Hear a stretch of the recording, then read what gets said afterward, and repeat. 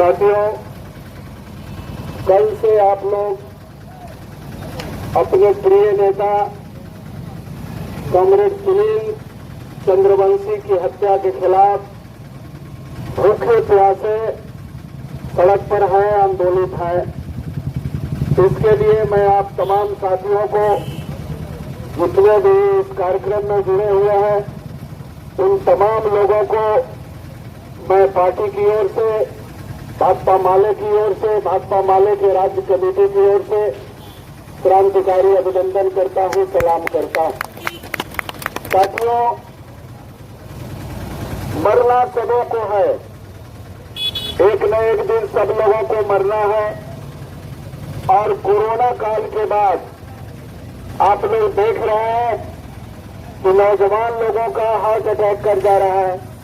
घर के मेन आदमी, मुख्य आदमी जो काम करने वाले हैं, वो लोग अचानक उनका निधन हो जा रहा है।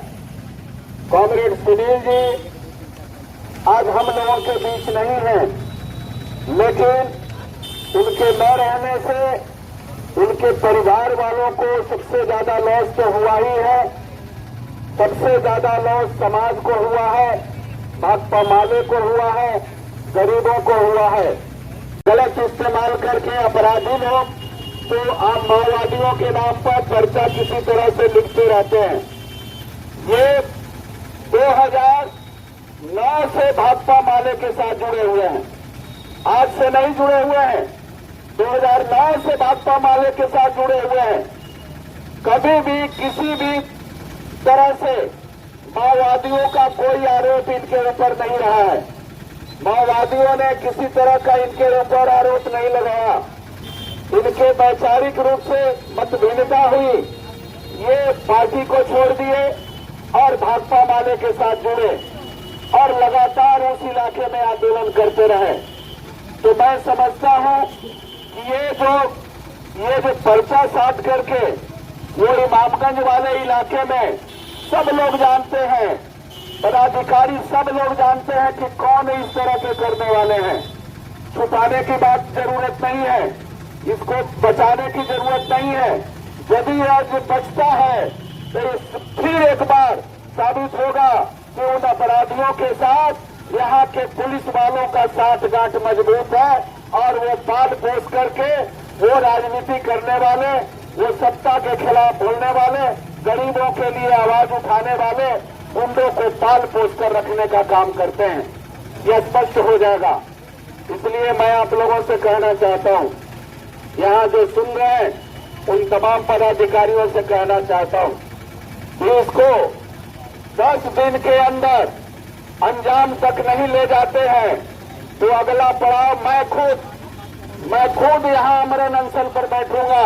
जब तक अपराधियों को गिरफ्तारी नहीं होगी, आमरण अनशन पर बैठूंगा, चक्का जाम कर दिया जाएगा। ये मैं घोषणा करता हूं। अपने प्रिय नेता की हत्या के खिलाफ आप लोग कल से डटे हुए हैं, लगे हुए हैं। भाकपा माले के पूरे नेतृत्वकारी साथी बिना खाए पिए दिन रात लगे हुए हैं।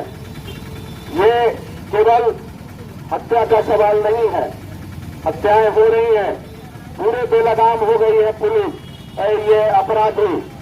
जब से भाजपा जदयू की सरकार नए तरह से पलटी मार के इधर आई है, बनी है, नीतीश जी की सरकार बनी है, अब नीतीश जी का कोई कंट्रोल नहीं रह गया है। आप लोग देखेंगे कि नीतीश जी किसी भी विभाग में इनका कंट्रोल नहीं चल रहा है।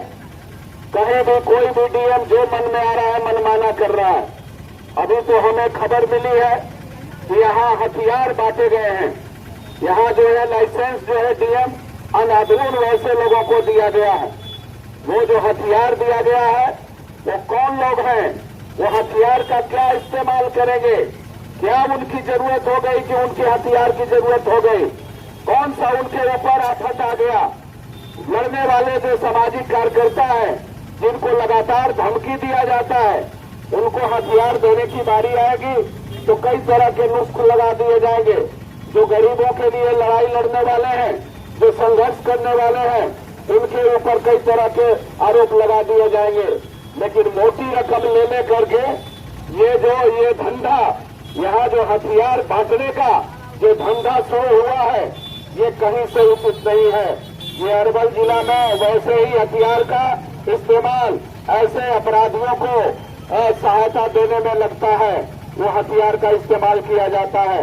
इसलिए मैं कहना चाहता हूँ कि यहाँ जो प्रशासन का काम था, यहाँ की जनता के सुख दुख में साथ रहना, जनता के सवालों को हल करने का सतत प्रयास करना। कुछ लोग तो इतना न जय जयकार कर रहे हैं कि ऐसा आज तक डीएम आया ही नहीं है, ऐसा डीएम कभी आया ही नहीं है। इस तरह से चापलूसी में कुछ लोग बोलने लग जाते हैं, लेकिन मैं समझता हूं कि ऐसा भ्रष्ट डीएम आपके अरवल में कभी नहीं आया है।